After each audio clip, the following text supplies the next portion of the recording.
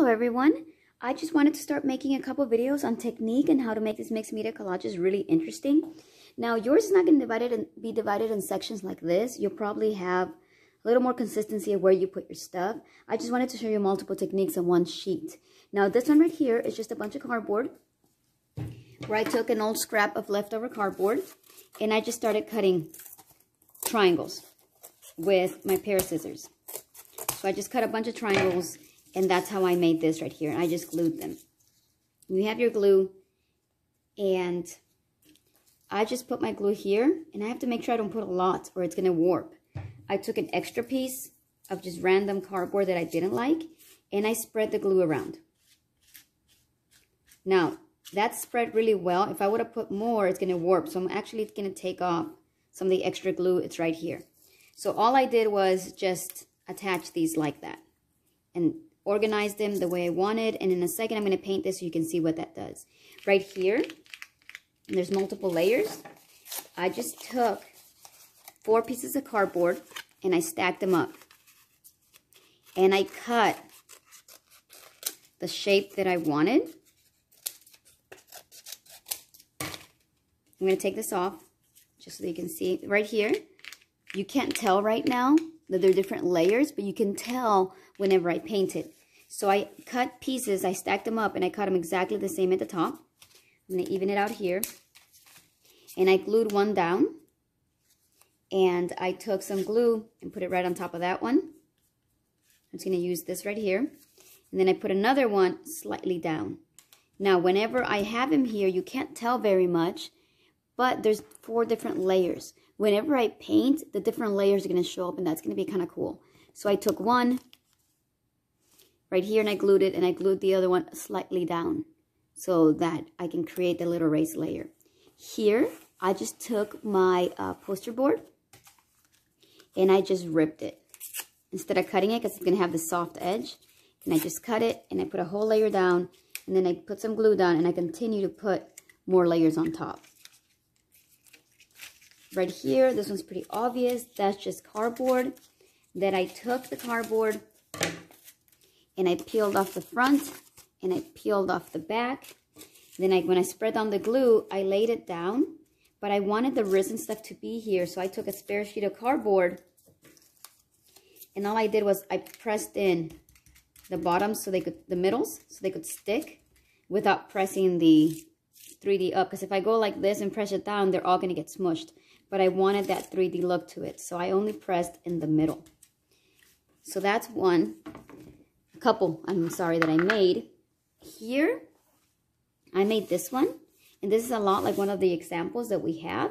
And what this is, I just took poster board again, and you can take anything slightly thicker, but I took my poster board, and I cut strips like this, and this one was bigger, thinner, thinner, thinner, thinner, and thinner. And I just cut little rectangles out of them. I put some glue down like I showed you a second ago. Again, do not put too much glue. That's a good amount of glue for that whole area.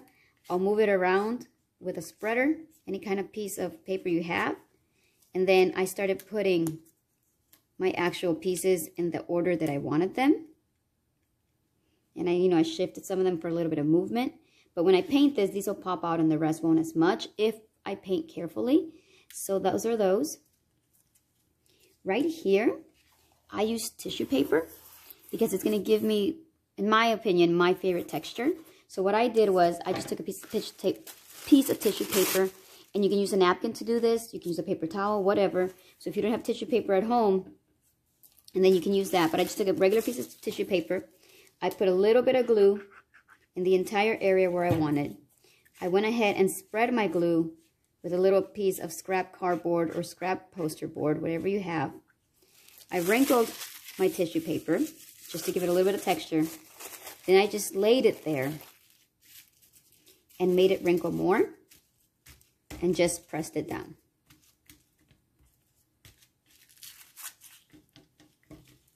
And that's going to give you a beautiful texture to paint with. And I'm about to start painting these so you can see. Right here, you can't tell very much what I did. I actually drew with my glue. It's very thin, flat kind of texture. But here's what I did. I just grabbed this as a drawing tool and I drew a pattern with my glue and I let it dry overnight. So if you're going to do this, it's really important, you have to stay, when you pour a dot, you have to stay over the dot for a few seconds and then lift it. You got to stay and then lift. You got to just press it, stop pressing, stay, and then lift, or else you get like that accident that I just had right there. Take off the extra. So I'm going to let that dry overnight. Another thing that I did is I took pieces of poster board. Actually, what I took was the back that I peeled off the cardboard because it's kind of thick. So I created these little, I just cut them, little leaves, that when I paint them, or feathers, whatever you want to call them, they'll show some of the texture as well. So I'm going to start painting real quick, so give me just a second. So if you want colors to blend really nicely, you got to stick with analogous. Colors that are right next to each other on the color wheel. And you add some of these to fade into these colors. So I poured out these colors right here. Okay, just for an example. So I have like a pink, a turquoise, and an orange.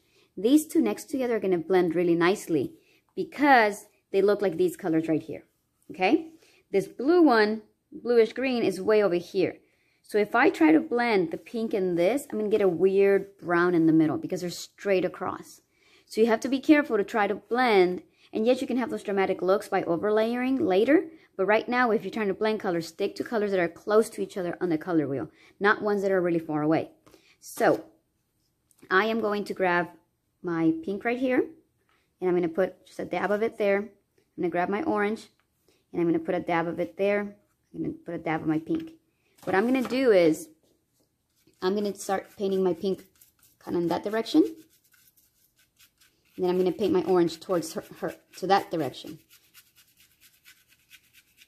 Notice I'm overlapping the pink a little bit, but not a lot. So I'm painting this way. So I'm going to clean my brush a little bit. Then I'm going to take the pink and move up. I'm going to clean my brush a little bit. And I'm going to take my orange and move down. So I'm making this color go into that color, then that color into that one, and that one into that one, and that one into that one. And then I can just focus in the middle a little bit to feather out. But you don't want to completely cover them up, because if you go back and forth like crazy over both colors, then they turn into a new color and you don't have the fade.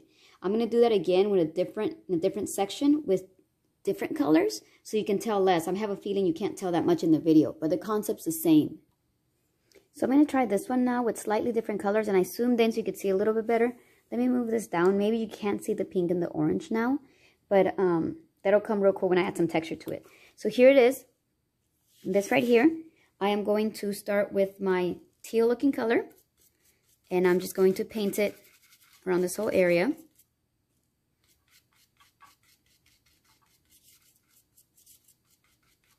And I'm going to stop. I'm going to grab my pink, and I'm going to be really careful. Like I said, these are opposite the color wheel almost, so we have to be real careful how we decide to blend these two. So I'm going to go with my pink,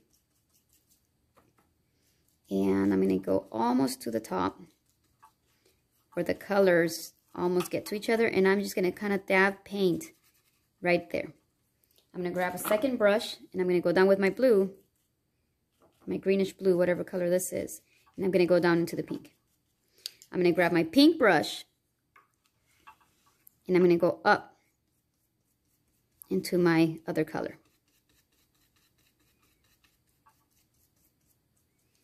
I'm going to grab this same brush now, because now it's mixed, and I'm going to use really light pressure, and I'm going to go down a little bit.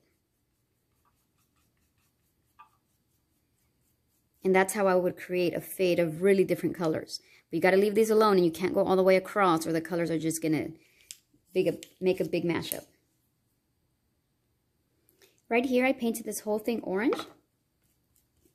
And now that it's still wet, and I'm not going to clean my brush, and it still has orange in it, I'm going to grab just a little bit of brown that I made, and I'm just going to go back and forth here at the bottom. And I'm going to add another layer with my brown that I made. And brown is just,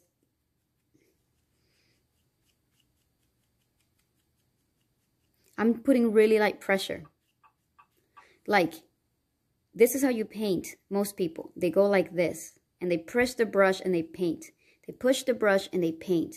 When I'm painting these textures on here, this is what light pressure I have. I'm barely moving it over my brush, over my paper, my surface, my hand, and I'm going like this.